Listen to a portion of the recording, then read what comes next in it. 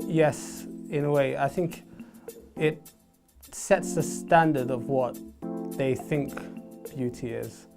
I don't necessarily agree with it. People put pressure on themselves as well.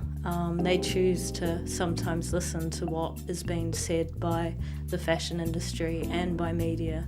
And unfortunately, in schools and things like that, you can have kids that maybe influence other children and maybe put pressure on them to wear certain things or look a certain way.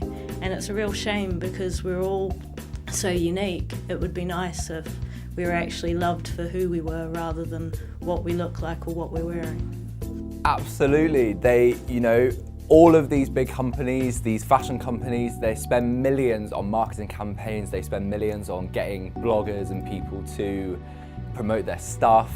And it makes this area of like social media and what you see in the media is, you don't know whether it's reality or fantasy. So, you don't know what you're looking at and whether it's real or fake. And so, yeah, of course they put pressure on young people. Me personally, no, because you are who you are. God created you, how you're supposed to look. You shouldn't change yourself to how you think you should look. So yeah. But actually, one of my very good friends is the most tattooed man in Britain, and he's absolutely completely covered in tattoos. He's got like loads of body modification done, and he's very happy and one of the nicest people I've ever met, and he's in very good health.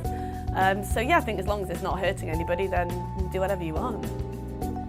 I personally think do whatever you want. I will never say to someone, well, not that I have the power to, but like you shouldn't do something if you're not happy with it. You've got to do you. I don't think people need it, but if people think it's going to help their confidence, then go for it. Oh, health, definitely. I mean, healthy or wealthy, which one is it worse to be? So I think health is the best. Health, obviously, because if you don't maintain your health, you can't maintain your beauty anyways. So keep yourself healthy and then keep yourself beautiful. Health. Beauty's relative. I don't think health is. Beauty's down to whoever perceives something or somebody as beautiful, but everybody needs to kind of be healthy, I guess. Yeah, health is very important. Definitely health over beauty any day. I do think you can be excessive with certain things, and I think if it's art, that's one thing. If it's you expressing yourself, that's great. But I do think don't do something like that when you're drunk or intoxicated.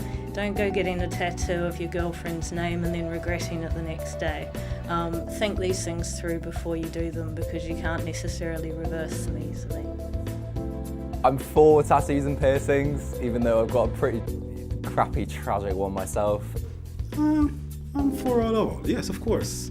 If you want to, it helps me to differentiate who is who. Because if you're full of tattoos and piercing, I could say, okay, all right, you're too much. It helps me to choose. So yeah, it's fine. Well, I have 2 tattoos and about 3 persons or 4, so I'm all for them. Expression is the key. I have one here and one here, and then I had this pierced, my eyebrow pierced, and my ears pierced. Yeah. I like pain, I like the pain. So it didn't hurt, but my eyebrow did kill a lot. It was some thick skin, so I advise you not to get that one.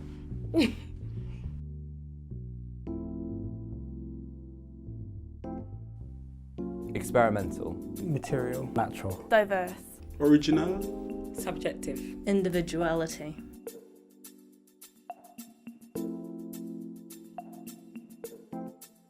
So, I was traveling, it was 2 days before my 19th birthday. I'd always said I'd get one when I was 18, and my best friend was like, you're not gonna get it, are you? And I was like, fuck you.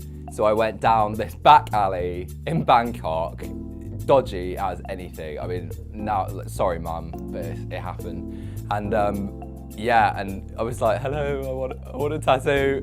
Went in, gave him these 4 little letters. He started just doing it freehand. I was like, oh my God, like lying down, holding my arm up.